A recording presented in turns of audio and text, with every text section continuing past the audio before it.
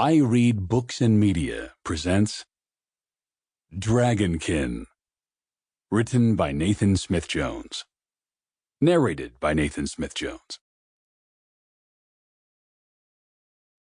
Chapter 1: The Chase and Grilled Cheese. Marc was too busy running from Deputy Brandwhite to notice how different things were that night. The subtle changes in the air that whisper the unimaginable things that lie in one's future.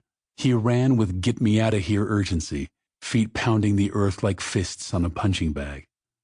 Marc's navy blue t-shirt didn't exactly camouflage him as he ran, but he figured it didn't matter. He was almost to the grassy field near the freeway where he had lost the deputy before. Reaching the dry, waist-high grass, he slowed.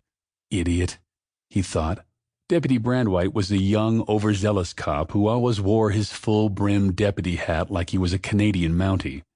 Marc was proud of the fact that after a year and 4 attempts, Brandwhite, who loved chasing some of the poor kids in town, still hadn't caught him. The deputy claimed that Marc was responsible for some of the vandalism to the school, which wasn't true. Many kids thought he targeted Marc because he was embarrassed at not having found the kid who really did it, and blaming one of the poor kids was easier than a formal investigation. It had all become such a big hassle, a dumb game. But Marc still ran, more out of being easily intimidated than any fear of being in trouble. Marc couldn't help but smile, knowing it wasn't that hard to outrun the guy. Turning back, he thought he'd lost the cop, until his panicked eyes were caught in the headlights of Brandwhite's cruiser. Trying to swallow as his ravenous lungs sucked air, he felt the headlight beams behind him bouncing strangely. Looking back, his eyes widened again, and he continued fast. He jumped the curb. He drove into the field. "Ah!" Marc shouted, half with alarm, half with effort, as he pumped his arms and legs. He zigzagged, struggling to get deeper into the grassy field.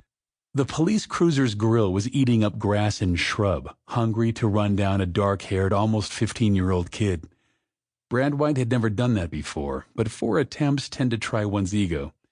Marc could have sworn he heard cackling laughter. Anyone would be nuts to take a car into that grassy field, but hey, Brandwhite didn't mind. He wasn't the one paying the car's maintenance.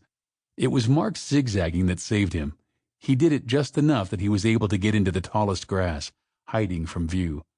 That's when the cruiser stopped, its engine breathing fire from the chase. Brandwhite lugged his lanky body, beady eyes, and plain face from his car and continued the chase on foot. When Marc got to the thickest and tallest of the grasses in the field, some as tall as he was, he stopped near his favorite spot, a large, forgotten drainage pipe.